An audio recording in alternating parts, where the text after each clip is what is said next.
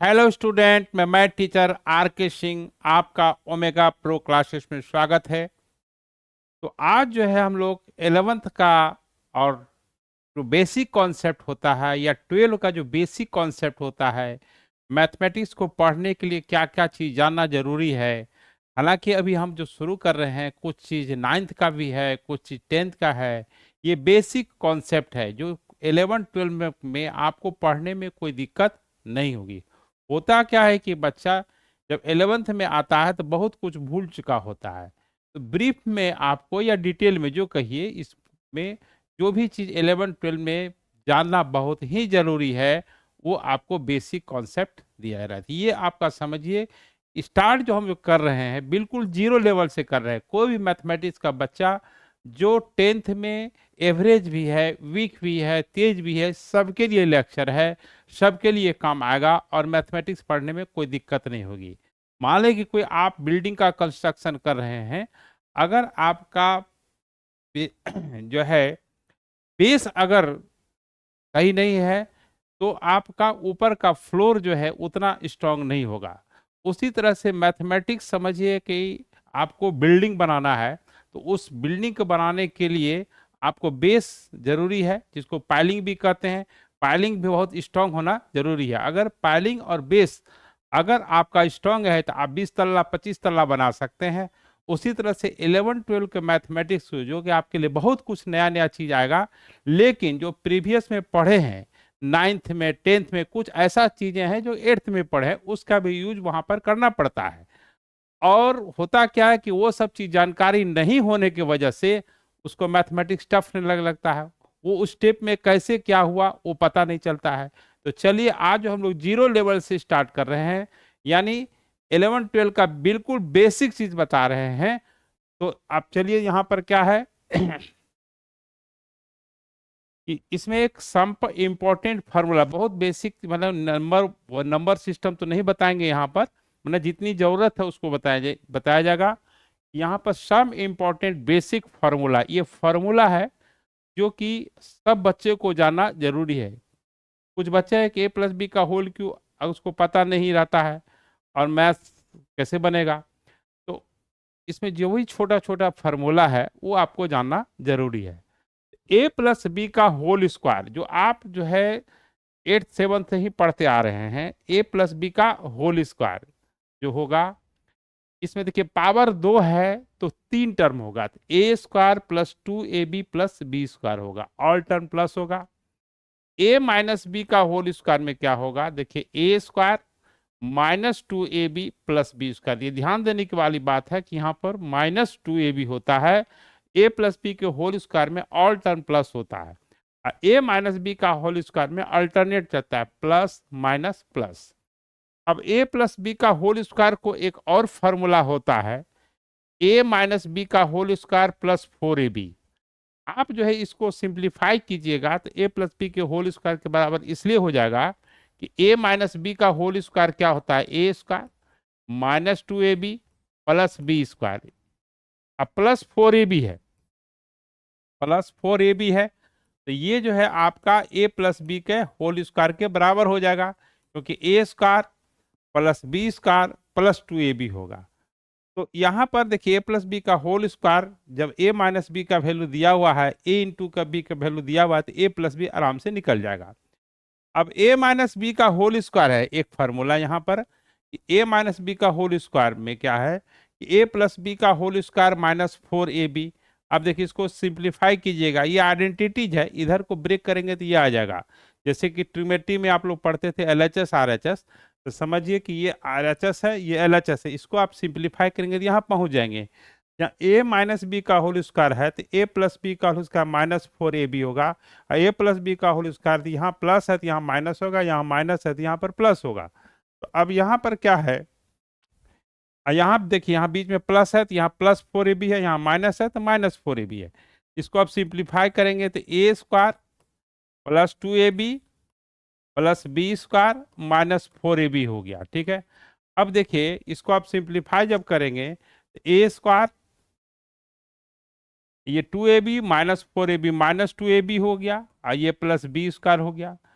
जो कि आपका ए माइनस बी का होल स्क्वायर के बराबर हो गया। तो इस तरह का आइडेंटिटीज को, है ना, इस तरह के रिजल्ट जो है हमको याद रखना जरूरी है।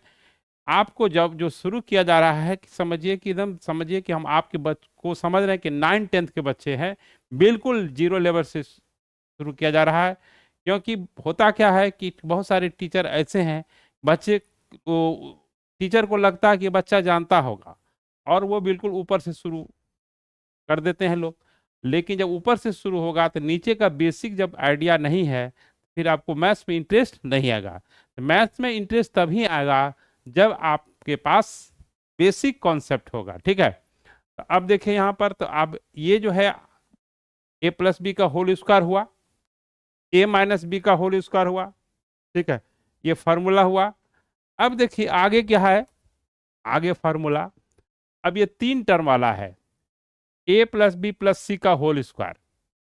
तो इसमें देखिए ए प्लस बी प्लस सी 3 है, अब पावर 2 है, तो 6 टर्म होगा। देखिए 6 टर्म होगा। तो यहां पर क्या है, a square plus b square plus c square, फिर प्लस 2ab, दो दो का पेयर लेना है, 2ab 2bc 2ac, 2 कॉमन ले लिया गया, a b plus b c plus a c हुआ। यही बेसिक फार्मूला ये है। अब इसी से अब ये सब रिजल्ट आता है कैसे, एक फार्मूला याद ये रखना है, a plus b plus c का होल स्क्वायर क्या होगा, सबका a square plus b square plus c square. कभी भी a square b square c square का साइन माइनस में नहीं होता है। A square plus b square plus c square plus 2 और 2 दो दो का पेयर का product a b b c c a, यही दो 3 पॉसिबल टर्म होगा, ए बी होगा, बी ए होगा, और ए बी बी सी और सी ए या ए सी। ठीक है, अब देखिए अब बेसिक फार्मूला ही है।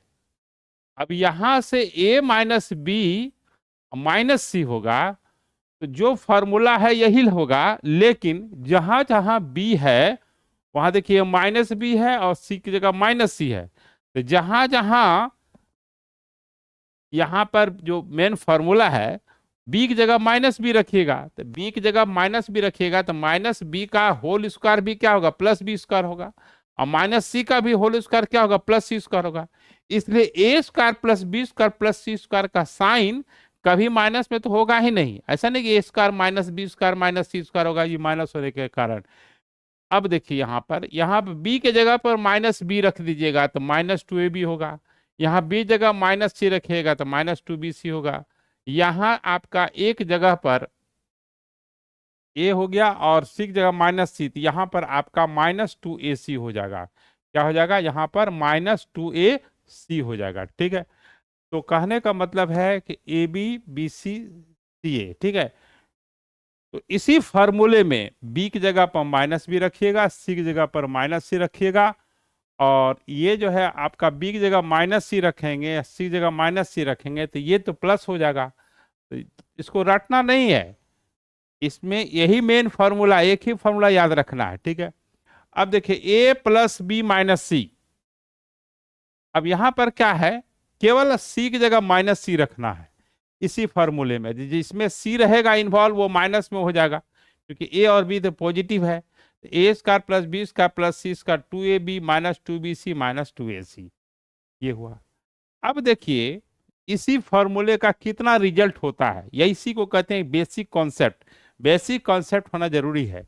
A square plus b square plus c square का वैल्यू कैसे निकलेगा, तो ये जो तीनों टर्म है, a square plus b square plus c square, इस टर्म को लेफ्ट साइड ट्रांसफर कर देंगे। ठीक है, तो ये क्या होगा, ए प्लस बी का ए प्लस बी प्लस सी का उसका -2ab बी सी सी ए 2 से मल्टीप्लाइड हो गया। अब आइए ए प्लस बी का होल क्यूब, इसमें 4 टर्म होगा। देखिए पावर जितना रहेगा उससे एक ज्यादा टर्म होगा, 3 है 4 टर्म। देखिए a cube 3a² b plus 3ab square plus b cube. ठीक है, इसको एक और रिजल्ट हो सकता है इसमें, ए क्यू बी क्यू को एक जगह कर देंगे। ठीक है, ये हो गया ए क्यू बी क्यू। अब इसमें दोनों में से 3ab कॉमन ले लेंगे तो a प्लस बी हो जाएगा। अब a माइनस बी का होल क्यू है, a cube minus 3a² b plus 3b square minus b cube. इसमें और रिजल्ट हो सकता है कि a cube minus b cube एक साथ ग्रुप करेंगे और ये दोनों में -3ab कॉमन ले लेंगे, या ए बचेगा और उधर -b बचेगा। तो इस तरह से हम लोग ये फार्मूला, इसी फार्मूले से वो फार्मूला डेराइव हुआ है। एक ही फार्मूले से कई फार्मूला डेराइव हो जाता है, ठीक है। तो a प्लस बी का होल क्यूब पढ़ लिए, a माइनस बी का होल क्यूब पढ़ लिए। अब देखिए आगे जो है क्या करेंगे, इसमें रिजल्ट है, ये बहुत इंपॉर्टेंट रिजल्ट है, ये आप लोग 9th से पढ़ते आ रहे हैं। ये कंडीशन ये है कि यदि a plus b plus c अगर जीरो है, कंडीशन ये है कि a plus b plus c अगर जीरो है तो a cube plus b cube plus c cube equal to 3abc होगा। लेकिन ये 3abc तब होगा जब ये तीनों का सम क्या होगा, जीरो होगा।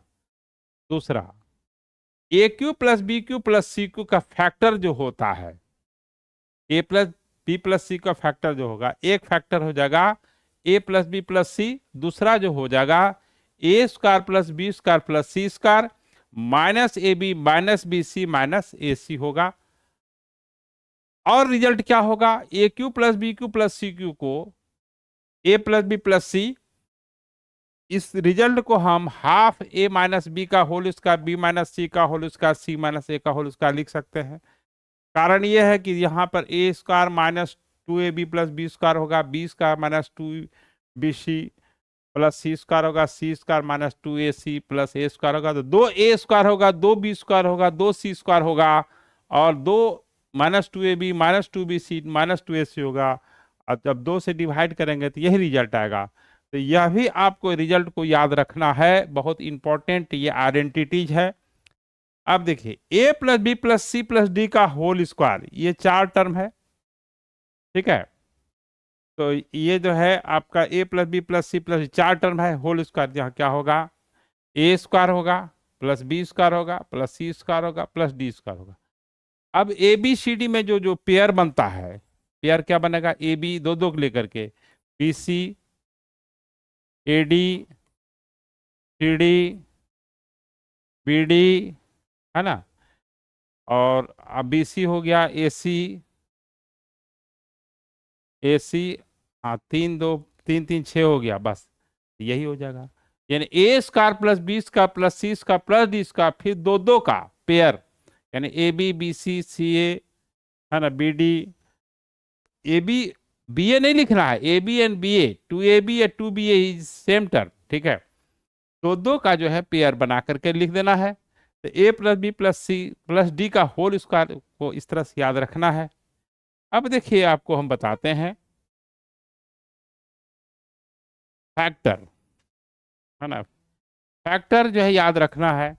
ये तो आप लोग 7 8 से पढ़ते आ रहे हैं, आपको लगता होगा 7 8 की चीज बता रहे हैं, नहीं बता इसलिए रहे हैं कि ये सब चीज एक जगह आपको रहेगा, आप थोड़ा कंफ्यूज नहीं करेंगे, एक जगह नोट्स बन जाएगा आपका।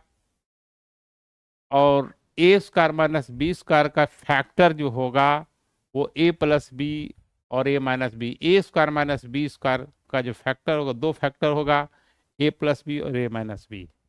अब ए स्क्वायर प्लस बी स्क्वायर का जो है ये इमेजिनरी फैक्टर होता है, कॉम्प्लेक्स फैक्टर होता है, ये रियल फैक्टर होता है। A square plus b square, जब हम इसके पास जो है फर्स्ट लेक्चर जो होगा सिलेबस का कॉम्प्लेक्स नंबर, वहां बताएंगे आई के बारे में। अभी फिलहाल याद रखेंगे ए स्क्वायर प्लस बी स्क्वायर भी फैक्टराइज होगा, लेकिन उसका रियल फैक्टर नहीं होगा, इमेजिनरी फैक्टर होगा, वो ए प्लस आई बी और ए माइनस आई बी होगा। यहाँ आई का वैल्यू अंडर रूट -1 होता है, यानी आई स्क्वायर का वैल्यू -1 होता है। इसको आयोटा भी कहा जाता है, इसके बारे में नेक्स्ट लेक्चर बताएंगे, ठीक है, डिटेल में।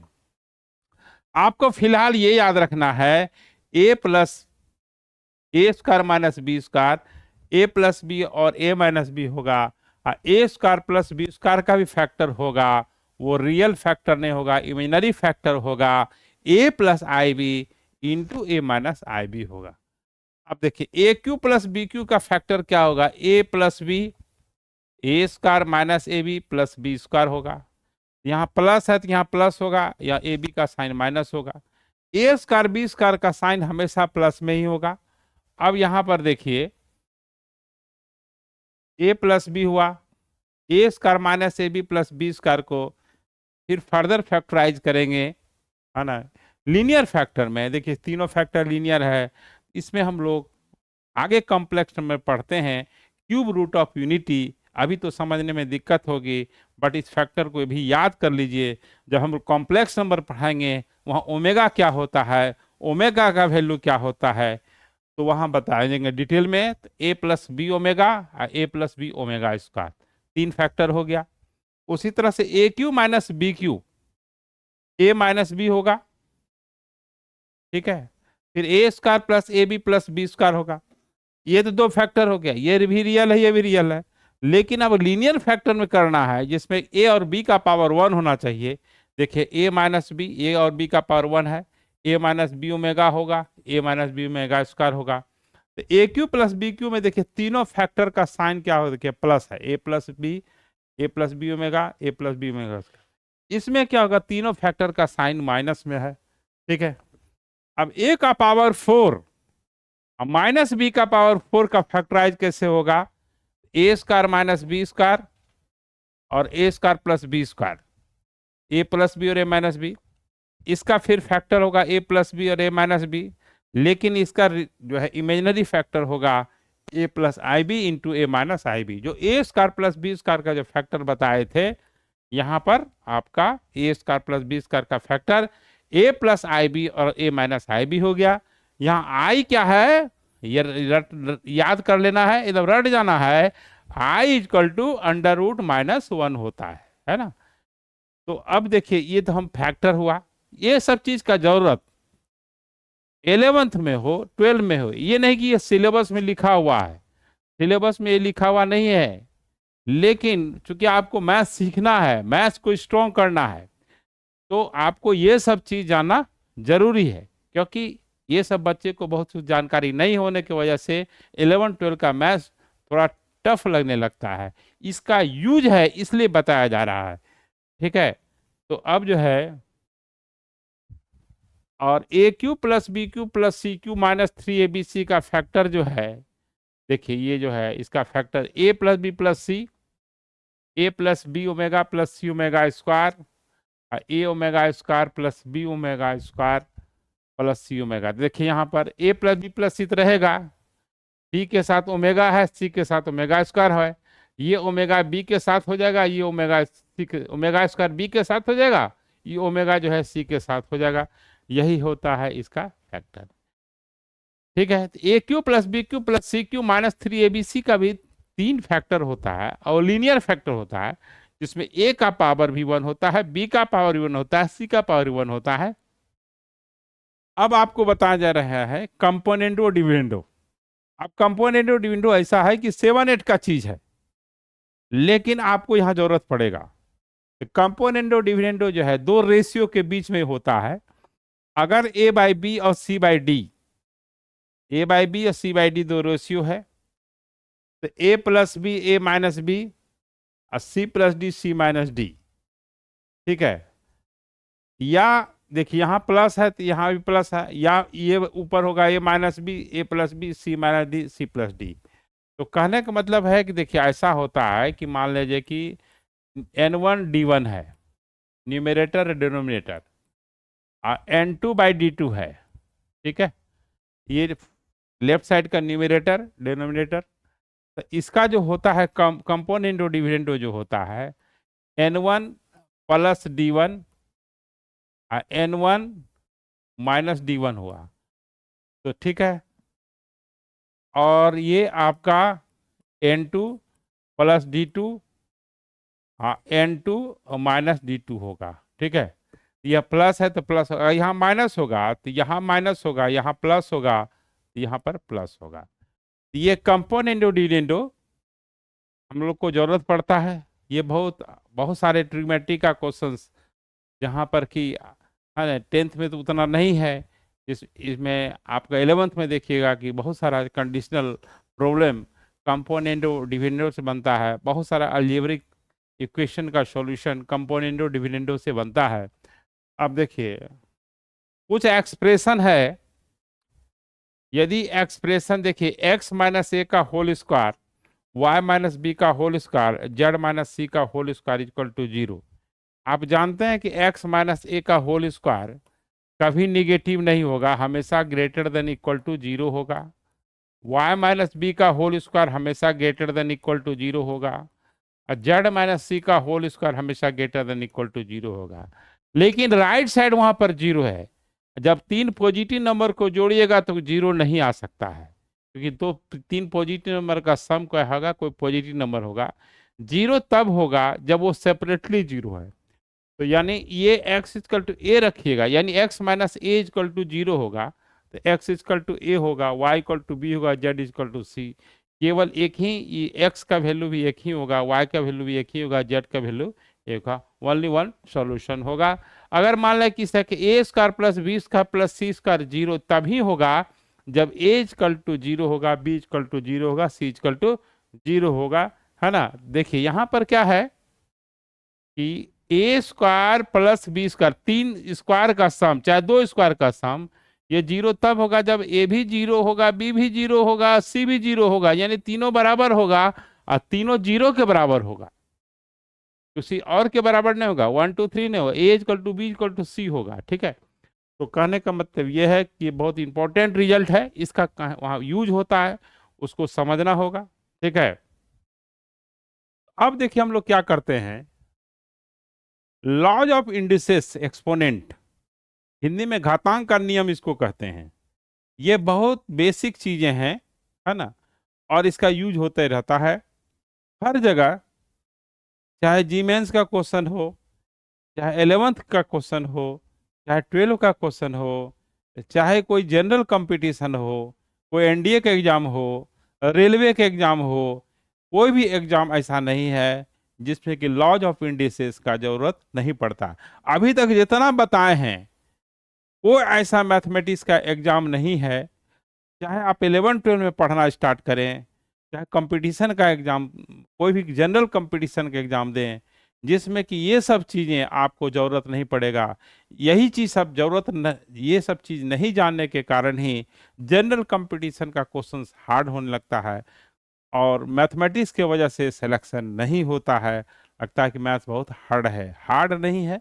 इसको मन से पढ़िएगा, ढंग से पढ़िएगा, तो कोई दिक्कत नहीं होगी। बहुत इंटरेस्टिंग चीज़ है, इसमें बहुत चीज़ें याद नहीं करना पड़ता है।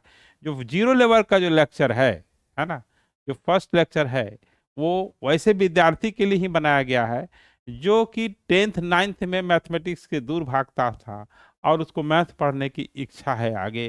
तो कैसे हम स्टार्ट करेंगे, कैसे हम पढ़ेंगे कि मैथमेटिक्स में हमको आगे चल के कोई दिक्कत नहीं हो। तो जो जीरो लेवल का लेक्चर है, जीरो लेवल मतलब ये ऐसा नहीं कि जीरो क्लास का है, नर्सरी का है, ये 11-12 का है। लेकिन वो क्या है कि फाउंडेशन है, बिल्डिंग फाउंडेशन के लिए आपका पिलर का स्ट्रांग होना जरूरी है। तो ये जो चीजें हैं, पहला लेक्चर आपका पिलर का काम कर रहा है। ठीक है, पिलर अगर आप बहुत मजबूत है तो उस पर जो है आपको मेट्रो चला सकते हैं। पिलर अगर कमजोर है तो आप पे ऑटो भी नहीं चलेगा। इसलिए पिलर को जो है मजबूत कीजिए, है ना। तो अब देखिए यहाँ पर क्या है, सबसे पहले लॉज ऑफ इंडिसेस और एक्सपोनेंट एक ही चीज है, जिसको कि घातांक का नियम कहते हैं।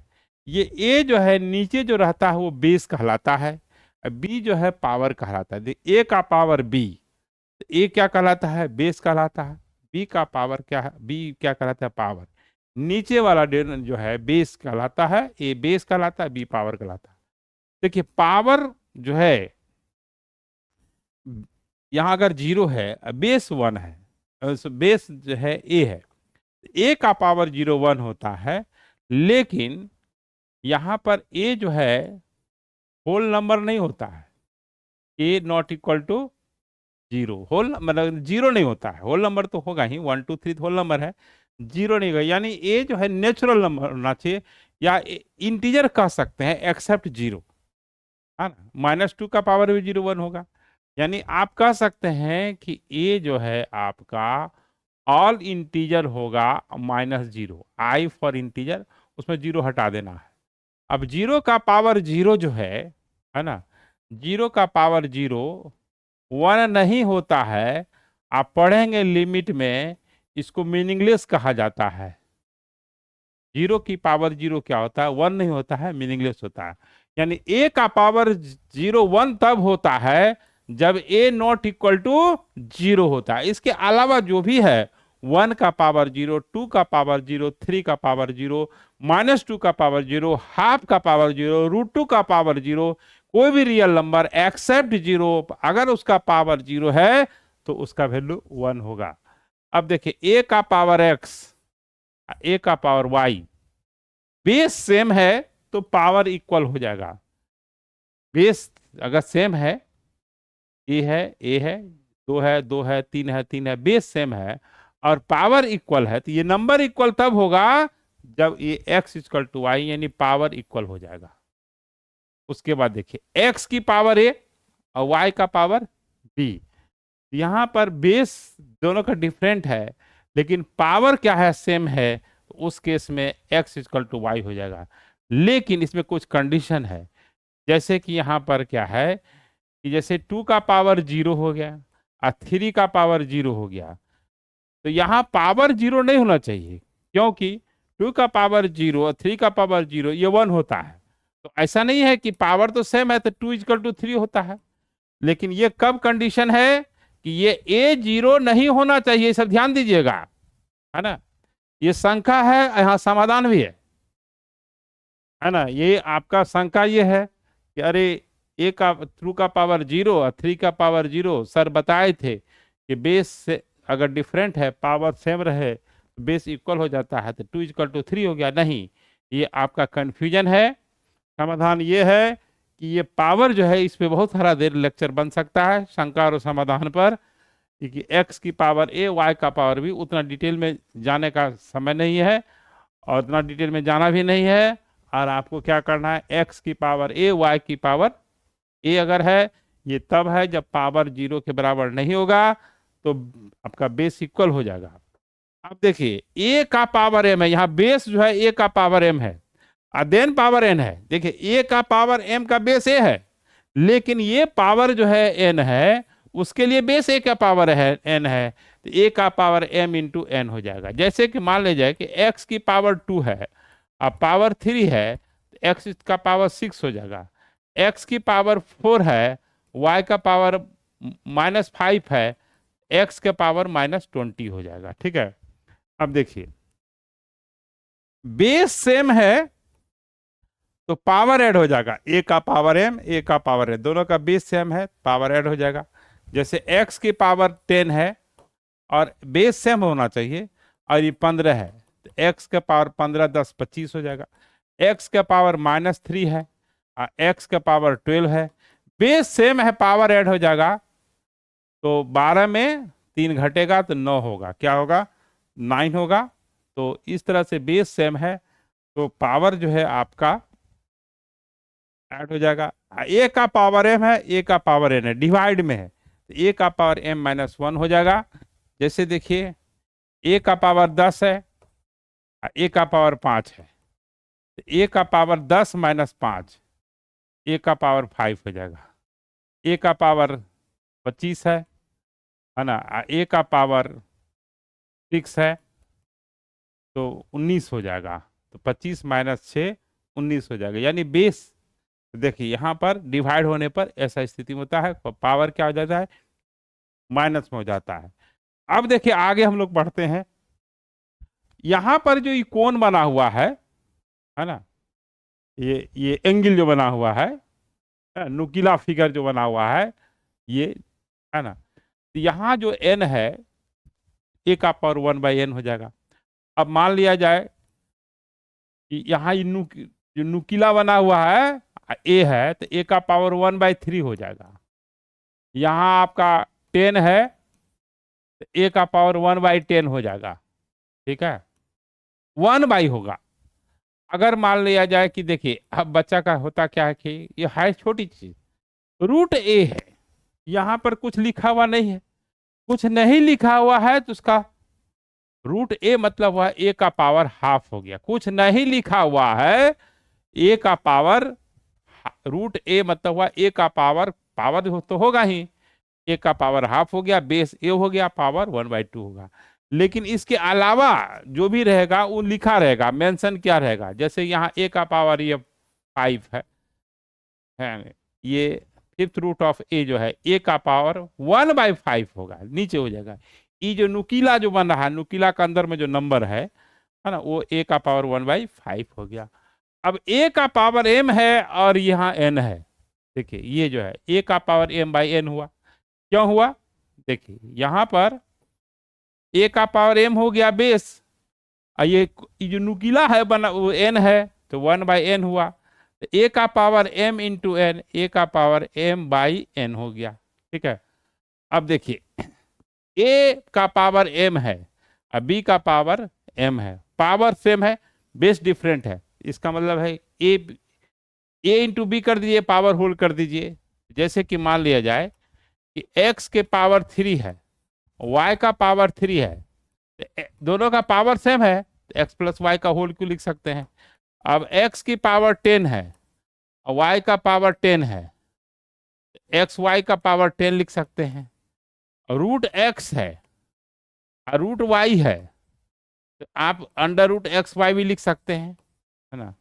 अगर ये डिवाइड में है, ए का पावर m बी का पावर m, तो ये क्या हो गया आपका, ए का पावर m हो जाएगा, बी का पावर m हो जाएगा। जैसे देखिए x/y है, पावर 3 है, मतलब x का भी पावर 3 है, y का पावर भी 3 है।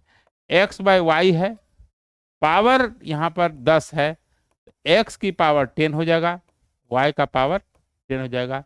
ये आपका लॉज ऑफ इंडिसेस हुआ। क्या हुआ, तो सम इंपॉर्टेंट क्या पढ़े अभी तक हम लोग कि एक्सपेंशन फैक्टर और लॉज ऑफ इंडिसेस। तो ये आज का 0 लेवल का लेक्चर था। आज का क्या है, 0 लेवल का लेक्चर था।